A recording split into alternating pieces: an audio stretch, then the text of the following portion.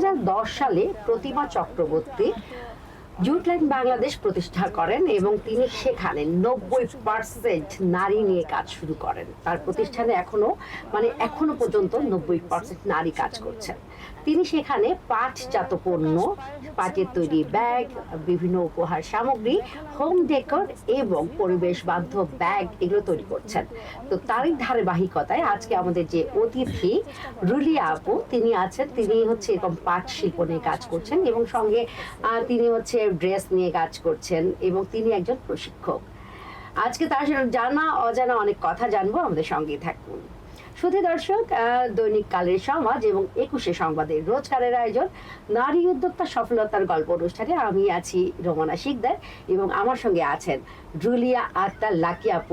রুলিয়া Abedin lucky আপু, যিনি হচ্ছে এরকম পাটজাত পণ্য নিয়ে কাজ করছেন এবং তিনি একজন প্রশিক্ষক। তার জানা অজানা অনেক তথ্য জানবো, আমাদের সঙ্গে থাকুন। আপু আসসালামু আলাইকুম। ওয়ালাইকুম সালাম। আসসালামু আলাইকুম। কেমন আছেন আপনি? আলহামদুলিল্লাহ ভালো আছি। ভালো আছেন আপনি? আলহামদুলিল্লাহ। আপু আমি তো আমার মতো করে বললাম, আপনি একটু আপনার নাম এবং কি নিয়ে কাজ করছেন একটু আমার দর্শকদের বলবেন।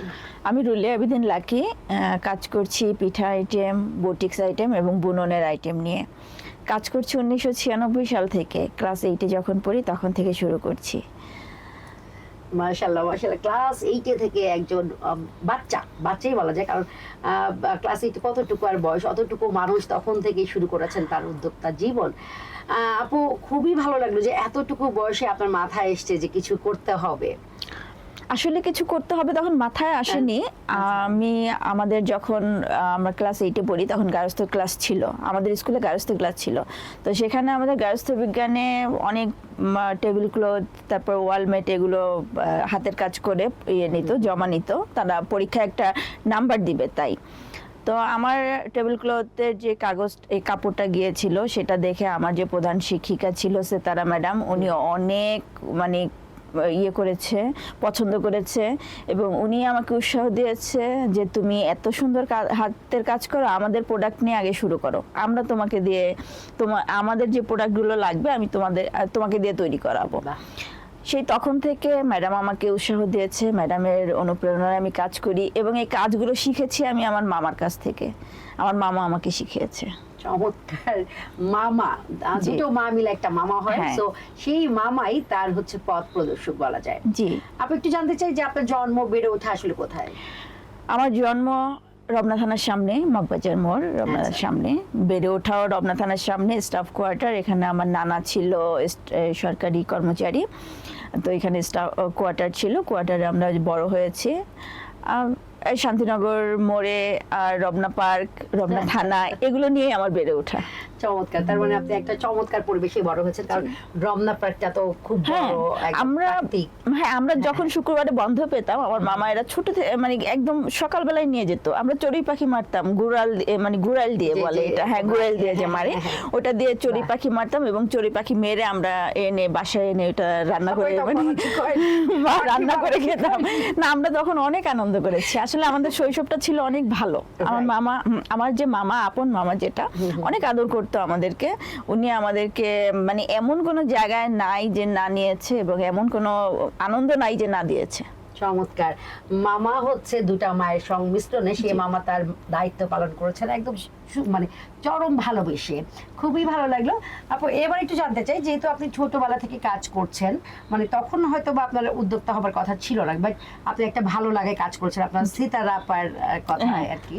তো কিন্তু আপনার কি কখনো মনে হয়েছে যে আপনি বড় হয়ে আপনি হচ্ছে কাজ করবেন, এরকম কি ছোটবেলায় মনে হতো এরকম? হ্যাঁ, আমার ছোটবেলা থেকেই মনে হতো, যদিও তখন নারী উদ্যোক্তা হিসেবে কোনো ছিল না, প্ল্যাটফর্ম ছিল না, কিন্তু আমার ছোট থেকে খুব আগ্রহ ছিল যে আমি এই বিষয়টা নিয়ে কাজ করি, আমার প্রোডাক্টটা বাংলাদেশের বাহিরে যাবে, আমি বাহিরে নিয়ে বাংলাদেশের বাহিরটাকে আমি সাবমিট করব যে আমার এই প্রোডাক্টটা আমি ভালো করতে পারি।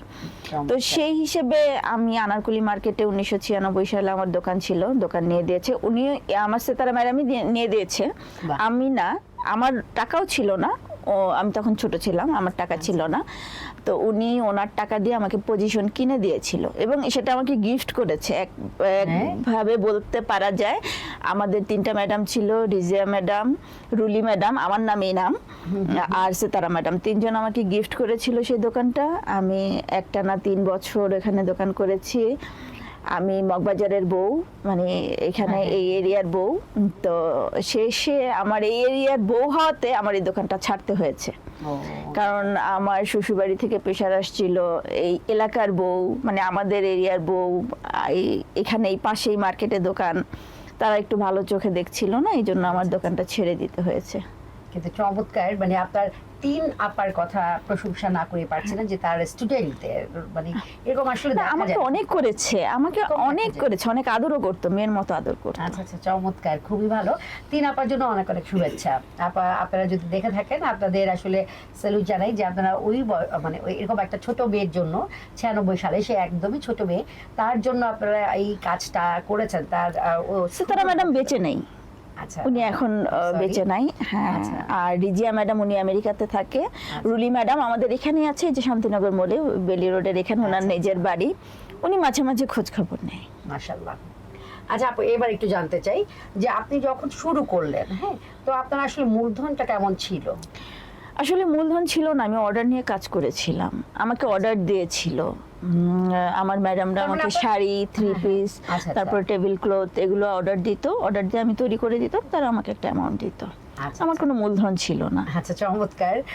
দর্শক, আপনারা যারা ভাবছেন যে মূলধন ছাড়া হচ্ছে কেমন করে উদ্যোক্তা হব বা উদ্যোগ শুরু করব, বা আমি কেমন করে, আমার তো টাকাই নেই, আমি কিভাবে শুরু করতে পারি, আমি তো প্ল্যান করে লাভ দিই, আমার তো টাকা নেই, তো এরকম যারা চিন্তা ভাবনা করছেন তাদের জন্য একটা জ্বলন্ত দৃষ্টান্ত কিন্তু আমাদের রুলি আপু হতে পারে। কারণ রুলি আপু তখন থেকেই ক্লাস 8-এ পড়াকালীন সময় থেকেই তিনি হাতের কাজ করে তার টিচারদের মন জয় করে একটা আস্ত দোকানের মালিক হয়ে গিয়েছিলেন। সেই দোকানটা যদিও তাকে তার পরিবারের চাপে ছেড়ে দিতে হয়েছে, কিন্তু তার সেই কাজের উদ্যমতা, তার সেই কাজের নৈপুণ্য শৈলী, এগুলো দেখে কিন্তু তার শিক্ষকেরা তাকে কিন্তু এই দোকান উপহার দিয়েছিলেন। তো আমার মনে হয় যে যেই কাজে আপনারা খুব দক্ষ, আপনারা মনে করেন যে আপনারা এই কাজে খুব বেশি পারদর্শী, আমার মনে হয় সেই কাজটা দিয়ে যদি শুরু করেন, সেখানে মূলধনের পরিমাণ হয়তো বা লাগবে না। আপু যখন অর্ডার নিয়ে তার সেই পরিমাণ কাজ করে এরপর যখন ফেরত দিয়েছেন, মানে তাদের দিয়েছেন, যে টাকাটা পেয়েছেন ওইটাই তার মূলধন, এবং ওইটা দিয়ে রোলিং করেছেন। সো আমার মনে হয় যে খুব, মানে সদিচ্ছা থাকলে এবং যদি আপনার পরিশ্রম করেন এবং লক্ষ্য নির্ধারণ করেন, তাহলে আপনাকে কে ঠেকাবে বলেন? আপু, এবার একটু বলি যে আমাদের নারীদের আসলে অনেক রকমের প্রতিবন্ধকতা থাকে, শুধুমাত্র নারী না, পুরুষ সবারই একটা, যে কোনো একটা কাজ করতে গেলে অনেক প্রতিবন্ধকতা আসে। তো আপনার জীবনে কি প্রতিবন্ধকতা ছিল এবং সেটাকে কিভাবে ওভারকাম করেছেন? আমার জীবনে প্রথম ছিল, মানে প্রতিবন্ধকতা ছিল আমার পরিবার। আমার পরিবার থেকে আমাকে সাপোর্ট করেনি, মানে আমার শ্বশুরবাড়ি, হাজব্যান্ডের পরিবার থেকে সাপোর্ট করেনি, আমার বাবা মার পরিবার থেকে আমাকে অনেক সাপোর্ট করেছে। তো সেটা আমি কয়েকবার পড়ে গিয়েছি, কয়েকবার দোকান ছেড়েছি, কয়েকবার ব্যবসাও ছেড়েছি। ব্যবসা ছাড়ার পরে আবার আমি ব্যবসা নতুন করে ধরেছি। অনেকবারই আমি পড়ে গিয়েছি, যে বলা এখন আর ওইটা, মানে অতীতটা আর আমি চিন্তা করতে চাচ্ছি না, যে অনেক স্ট্রাগল আমি করেছি এই ব্যবসাটা নিয়ে। কিন্তু রানিং আমি আজকে প্রায় 10 বছর যাবত রানিং আছি, এখন আর ছাড়তে হচ্ছে না, ব্যবসাটা আমি রানিং করে যাচ্ছি। ভালো মোটামুটি একটা আমার হচ্ছে, প্রচার হচ্ছে, আমি পরিচিত, এবং 64 জেলায় আমি মেলাও করি। হ্যাঁ, আমি সফল বলতে পারি, এখন আমি সফল বলতে পারি, আমার নিজ উদ্যোগে আমি সফল বলতে পারি। আচ্ছা আচ্ছা, আমি একটু বলবো দর্শক যারা দেখছেন এই অনুষ্ঠানটা, আমি একটু বলবো যে আপুর জীবনের প্রথম এবং প্রধান প্রতিবন্ধকতা ছিল তার শ্বশুরবাড়ি। তো আমার মনে হয় একটা নারীকে আমরা যদি হচ্ছে এরকম প্রতিবন্ধকতার বেড়া জালে না আটকে রাখি, আমরা যদি একটু সহযোগিতার হাত বাড়িয়ে দিই। শ্বশুরবাড়ি থেকে সহযোগিতা মনে হয় না খুব একটা করে। না না না আপু, সব শ্বশুরবাড়ি, কারণ আমাদের তো বদল হতে হবে, আমাদের চেঞ্জ হতে হবে, আমাদের মন মানসিকতা চেঞ্জ হতে হবে। কারণ শ্বশুরবাড়িতে যে নারী, তিনিও একজন নারী, যে শাশুড়ি বলেন, ননদ বলেন, তারাও কিন্তু এক একজন নারী। তো আমার মনে হয় নারীরা নাকি শত্রু না হয়ে, যদি বন্ধু হয়ে যদি একজন অপরকে টেনে তুলি বা তাকে দাঁড়াতে সাহায্য করি, আমার মনে হয় কোনো নারী কম প্রতিবদ্ধকতার বেড়াজাল যেটা বলেন, বা সে হচ্ছে ঘরের কোণে আর থাকবে না। এবং আমার মনে হয় নারী যদি এগিয়ে যায়, আমাদের পরিবার, সমাজ এবং দেশ এগিয়ে যেতে বাধ্য। আপু আমি একটু এটা পার্সোনালি বলি যে শ্বশুর বাড়ি সব শ্বশুর বাড়ি আসলে এরকম না। না, আমার মনে হচ্ছে যে বেশিরভাগ শ্বশুর বাড়ি এরকম, কারণ আমরা অনেক উদ্যোক্তারাই দেখেছি পরিবার থেকে, শ্বশুর বাড়ির পরিবার থেকে সাপোর্ট পাই না, বাবা মার পরিবার থেকে যদিও টুকিটাকি সাপোর্ট পাই, শ্বশুর বাড়ির পরিবার থেকে একদমই সাপোর্ট পাওয়া যায় না, কারণ তাদের কাজের সমস্যা হচ্ছে, তাদের বাসায় সময় দেওয়া যাচ্ছে না, ছেলে মেয়েদের সময় দেওয়া যাচ্ছে না, অনেক প্রতিবন্ধকতা। আমি একটু আমাদের এই প্রতিবন্ধকতা চেঞ্জ করা দরকার, শ্বশুর শাশুড়ি ননদ এদেরকে একটু চেঞ্জ হওয়া দরকার। প্লিজ প্লিজ আপনারা শ্বশুর বাড়ির নাম এভাবে আর নষ্ট করবেন না প্লিজ। যারা যদি শ্বশুর শাশুড়ি যারা দেখছেন, ননদ দেবরা যারা দেখছেন, আমি অনুরোধ করব যে এইভাবে নিজেরা পচে যাবেন না, কারণ আপনার মেয়ে অন্য বাড়ির বউ হবে, আর বউ যখন ছেলেকে যখন বিয়ে করিয়ে বউ আনেন, বউ কিন্তু কাজের মানুষ না যে সমস্ত কাজের দায়িত্ব তাকে দিয়ে দিবে। না, তাদের হলো মান সম্মানটা বেশি চলে যায়, কারণ অমুকের ছেলের বউ কাজ করবে, মাঠে নামবে, তারা ফিল্ডে কাজ করবে, এটাই তাদের একটু মাইন্ডে লাগে মনে হচ্ছে বেশি। আমার মনে হয় এরকম আপনার প্লিজ শ্বশুর বাড়ির মানুষজন এগুলো আপনারা ভাববেন না, কারণ আপনার মেয়েকে আপনি পড়ালেখা করাচ্ছেন, কারণ আপনি জানেন আপনার মেয়েকে আপনার মেয়েকে আপনার হয়তো ওরকম ইন্টেনশন নেই যে কাজ করবেন, বাট তাহলে পড়ালেখা কেন করাচ্ছেন? যদি পড়ালেখা করান আপনার মেয়েকে, যদি এখন যে সমাজ ব্যবস্থা, এখন যে দেশের পরিস্থিতি, প্রত্যেক পৃথিবীর সব দেশেরই, তো আমার মনে হয় এখন তো কাজ করা অতীব জরুরি। না, আমি যখনকার কথা বলছি প্রায় 28 বছর আগের কথা, আমার কিন্তু 98-তে বিয়ে হয়েছে, তো তখন এই ইয়েটা ছিল, এখন আস্তে আস্তে তো কমেছে, অনেক কমেছে। যেমন আমি শাশুড়ি, আমি চাই না আমার ছেলের বউ ঘর কোনো হয়ে থাকুক, আমার ছেলের বউ পড়াশোনা করছে, তো প্লাস আমি চাই আমার ব্যবসাটা সে ধরে রাখুক, এবং সে আরো মানে আমার ব্যবসার পাশাপাশি সে নিজে থেকেও কিছু করুক, আমি এখন চাই না। আর এখন অনেক জেনারেশন চেঞ্জ হয়েছে, এখন আগের মতো নাই। আমাদের সময়টা ছিল অন্যরকম। চমৎকার। ঘর ঘরে রুলিয়া আবেদিন, লাকিয়াপুর মতো এরকম শাশুড়ি ভরে যায়, তাহলেই আমাদের সমাজ খুব দ্রুত বদলে যাবে। না, আমি কষ্ট করেছি তো, সাফারার তো, এই জন্য আমি চাই না আমার ছেলের বউ সাফারার হোক। Right, thank you. আপনি যে বোধোদয় হয়েছে, থ্যাংক ইউ আপু। আমরা একটু এবার কাজের কথায় আসি, যে আপনি যে আপনার ছোটবেলা থেকে আপনি যে সেলাই বুনন এগুলো পারতেন, তো এটার পরবর্তীতে আপনি কি কোনো ট্রেনিং নিয়েছেন? হ্যাঁ, ট্রেনিং নিয়েছি আমি, মহিলা সংস্থা অধিদপ্তর থেকে একটা ট্রেনিং নিয়েছিলাম, একটার উপরে ফ্যাশন ডিজাইনের উপরে ট্রেনিংটা নিয়েছিলাম, কারণ সার্টিফিকেট ছাড়া কোথাও আপনি গিয়ে মূল্য পাবেন না। আমরা বেসিকের উদ্যোক্তা, বেসিক এসএমই ফাউন্ডেশন, নাসিব, জয়িতা এদের সাথে জড়িত আছি আমরা, তো এখানে গেলে আমাদের সার্টিফিকেটগুলো অতি জরুরি। আমাদের কাজ তখন মূল্যায়ন করে না, তারা কাজ সার্টিফিকেটগুলোকে বেশি মূল্যায়ন করে। তো এই সার্টিফিকেটগুলো জরুরি হওয়ার কারণে আমি মহিলা সংস্থা অধিদপ্তর থেকে একটা ট্রেনিং নিয়েছিলাম, এরপরে আস্তে আস্তে তো আগাচ্ছি।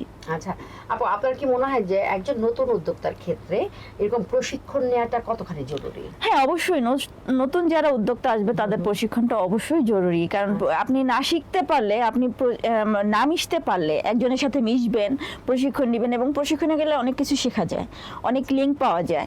আপনি প্রশিক্ষণ না নিলে নতুন উদ্যোক্তারা আগাতে পারবে না। প্রশিক্ষণের জন্য বাংলাদেশে কি কি আছে? ধরেন সরকারিভাবে কোথায় কোথায় গেলে, আমি যেহেতু আমি নতুন, আমি হয়তো অনেক কিছুই জানি না, কারণ আমি শুরু করছি মাত্র, তো আমি কোথায় কোথায় গেলে এই ধরনের সুবিধাগুলো বা প্রশিক্ষণের সুযোগ পাবো?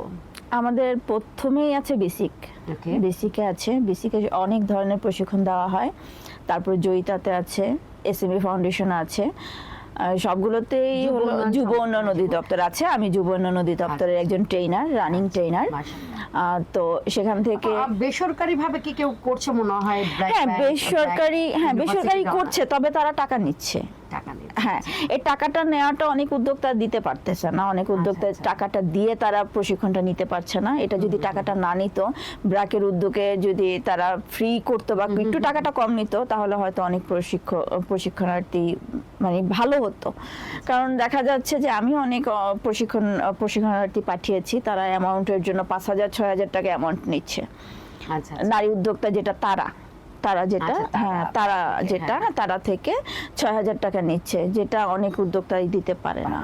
অনেক উদ্যোক্তাদের জন্য তারা ট্রেনিংটা নিতে পারে না, কিন্তু অনেক নিতে চায়, আমাদের কাছেই বলে অনেকে নিতে চায়, কিন্তু তারা পারে না এই টাকার জন্য। আমি তাহলে বলবো যারা হচ্ছে বেসরকারি ভাবে আমাদের নতুন উদ্যোক্তা তৈরিতে টাকা, আরেকটা জিনিস, টাকা আর ইয়েতেও নেয়, বিসিকেও নেয়, এসএমই ফাউন্ডেশনেও নেয়, কিন্তু ওরা কম নেয়, ওরা 500 থেকে 1,000 টাকার মধ্যে নেয়, আর তারাটা একটু বেশি নিচ্ছে, যার কারণে অনেকে তারার মধ্যে আগ্রহী আছে কিন্তু যেতে পারতেছে না।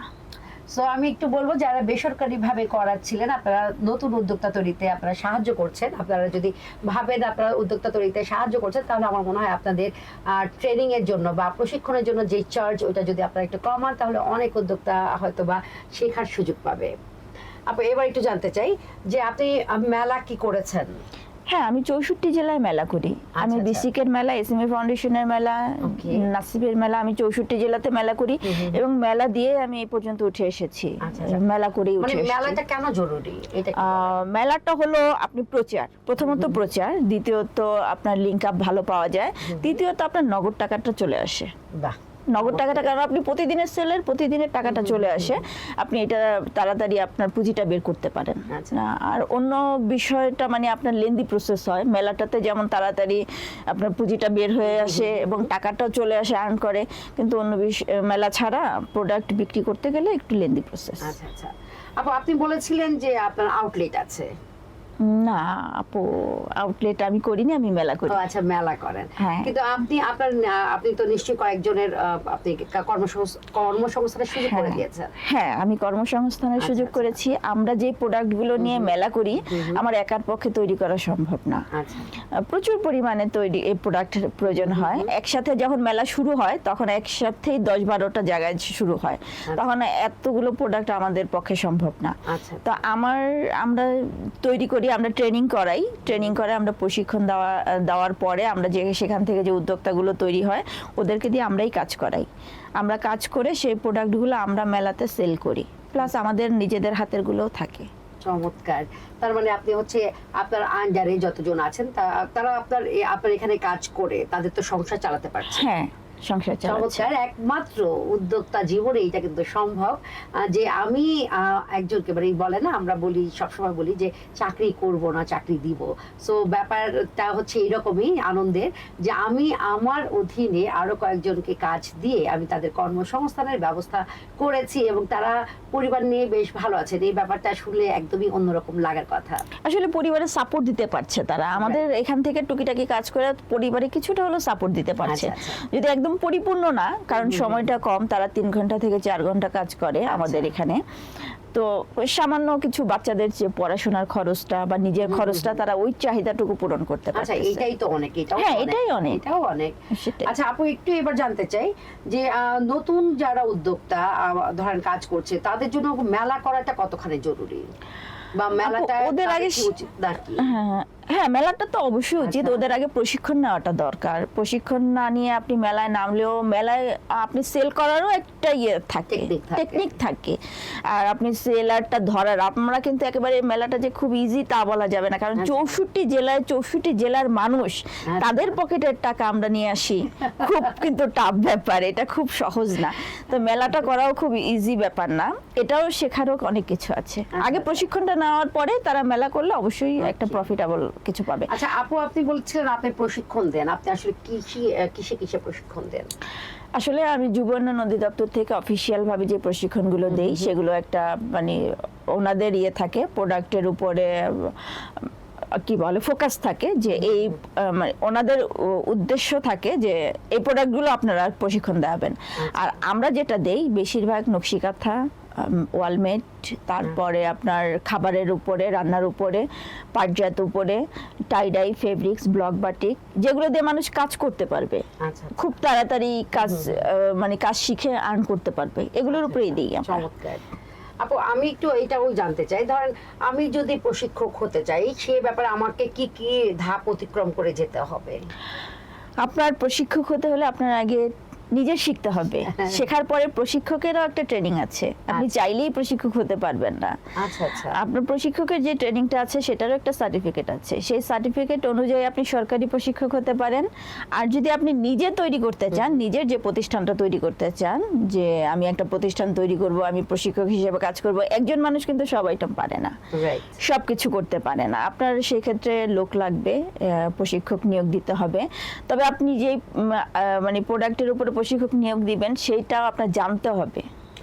সেই বিষয়গুলো যদি আপনি না জানেন, না জানেন, তাহলে আপনি প্রশিক্ষক নিয়োগ দিয়েও আপনি করতে পারবেন না, তাদেরকে টেক কেয়ার করতে পারবেন না। তো সেক্ষেত্রে আপনার আগে নিজের শিখতে হবে, নিজের প্রশিক্ষক নিতে হবে।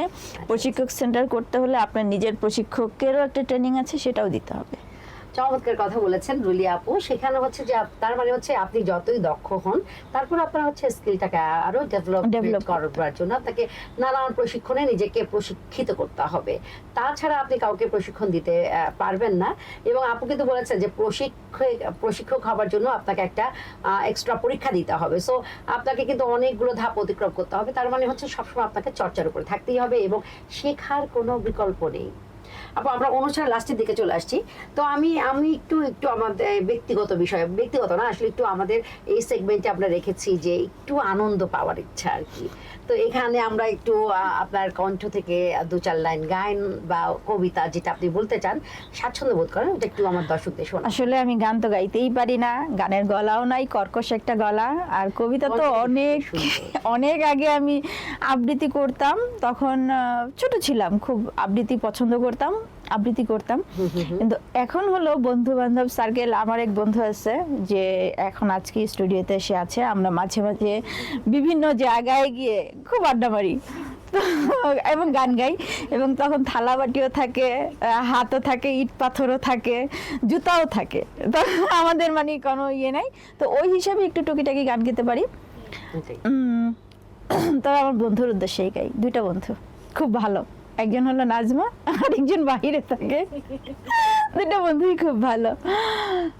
যেটুকু সময় তুমি থাকো পাশে, মনে হয় দেহে প্রাণ আছে, বাকিটা সময় যেন মরণ আমার। তারপরে তো আপু ভুলেই গেছি। তারপরে আপু বলেছিলেন যে কর্কশ কণ্ঠ, আপনি খুব মিষ্টি করে কথা বলছেন এবং আপনার গানের কণ্ঠ বেশ সুমিষ্ট। যদিও আপনি এই লাইন মানে আর কন্টিনিউ করতে পারিনি, কারণ আমি তো গায়িকা না, বা আমি গান অভ্যস্তও না। তবে আমার ফ্রেন্ড খুব ভালো গান গাইতে পারে। আচ্ছা, আমরা সেই গান শুনবো, সময় হলে আমরা সেই তার কণ্ঠ থেকে আমরা সেই গান শুনবো। আপু এখন লাস্টের দিকে আমরা ঝটপট কিছু উত্তর দেন। সেটা হচ্ছে যে পাটজাত পণ্য নিয়ে কাজ করতে গেলে কোন দিকটা সবচাইতে আগে লক্ষ্য রাখতে হয়? মেজারমেন্ট। ওকে। একটা পাটের শিকা যেটা বলে, ওইটা তৈরির জন্য আপনার কি কোনো মেশিনের দরকার আছে? না, ওটা হ্যান্ডমেড। আচ্ছা, পাট যে অনেক সময় দেখা যায় যে এরকম অনেক আঁশ খুলে আসে, হ্যাঁ, ওইটাকে মানে শক্ত করে রাখবার জন্য কোন মেডিসিন বা কি ইউজ করতে হয়? না, আমরা কোনো মেডিসিন ইউজ করি না। ওটাতে মেডিসিন আমাদের তৈরি করার সময় যে এটা হয়, মানে ফিনিশিংটা আসে, ফিনিশিংটাতে আমাদের প্রোডাক্টের আঁশ ওঠে না। আমরা কোনো মেডিসিন ইউজ করতেছি না আপাতত। দেখা যায় ধর আমরা বাইরে থেকে আনি না, তখন দেখা যায় যে একটা আঠা স্প্রে আছে, ওই আঠা, সেই আঠাটা ব্যবহার করা হয়, তবে আমরা সচরাচর করি না। ওটা থাকে না, টোটালি পরিবেশ বান্ধব। হ্যাঁ, পরিবেশ বান্ধব, ন্যাচারালটা। কারণ ওটা থাকে না, ওই স্প্রেটা মারলে বেশি দিন থাকে না, আপনি একবার পানি লাগলেই ওটা হয়ে যায়, নষ্ট হয়ে যায়। আচ্ছা, চমৎকার। এখন হচ্ছে লাস্ট কোশ্চেন, সেটা হচ্ছে আমি সবাইকেই করি, সেটা হচ্ছে বর্তমানে রুলিয়া আবেদিন লাকি আপু যে অবস্থানে আছেন, আগামী 5 বছর পর আপনাকে কোন অবস্থানে দেখতে চান? আমি আগামী 5 বছরে অ্যাজ এ ট্রেনার প্লাস একটা আউটলেটের মধ্যে আমার প্রায় 10 থেকে 15টা আইটেম থাকবে। সেটা আমি অনেক দিনের স্বপ্ন, এবং এই স্বপ্নটা বাস্তবায়ন করতে চাচ্ছি। কারণ আমি প্রান্তিক মানুষ নিয়ে কাজ করি। প্রান্তিক এরা কোথায় যাবে, আমি যেখান থেকে উঠে এসেছি তারা, আমি চাই যে ওদেরকে নিয়ে কাজ করে আমি একটা আউটলেট তৈরি করি, প্লাস আমি একজন বড় মাপের একজন ট্রেনার হই। চমৎকার। দর্শক, রুলিয়া আবেদিন আপু দেখেন, তিনি কিন্তু নিজের জন্য খুব চাননি, নিজের জন্য খুব একটা চাননি, তিনি প্রান্তিক নারীদের নিয়ে কাজ করছেন, তাদের নিয়ে বড় কিছু করবার আশা করছেন। সো এরকম মানুষ আসলে সমাজে বিরল। আমরা শুধু নিজেদের জন্য চাই, যার আছে ভুরি সে আরো চায়। বাট এই একটা মানুষকে আমি দেখলাম, সে চমৎকারভাবে বলেছে যে প্রান্তিক নারীদের নিয়ে কাজ করে তিনি তাদের সঙ্গে বড় কিছু একটা করতে চান এবং বড় একজন ট্রেনার হতে চান। সো ট্রেনার, আমরা আসলে মানুষকে শেখাতে কিন্তু কেউ চাই না, কিন্তু আপু কিন্তু চাচ্ছেন। সো এই ব্যাপারগুলো আমার মনে হয় খুবই সমাজের জন্য খুবই একটা ফলপ্রসূ। সো আমার মনে হয় যে আমাদের সবার উচিত, সবার মন মানসিকতা আপুর মতো যদি কিছুটা হয় তাহলে মন্দ হয় না। শুধু দর্শক, আমরা এতক্ষণ রুলি আপুর কথা শুনলাম, তার জানা অজানা অনেক আপনারা কথা শুনলেন, তার থেকে যদি কারো উপকার হয় সেটাই আমাদের অনুষ্ঠানের সার্থকতা। আপু অনেক ভালো লাগলো আমাদের অনুষ্ঠানে এসে। আমারও খুব ভালো লাগলো। থ্যাংক ইউ আপু ডাকার জন্য। আসসালামু আলাইকুম।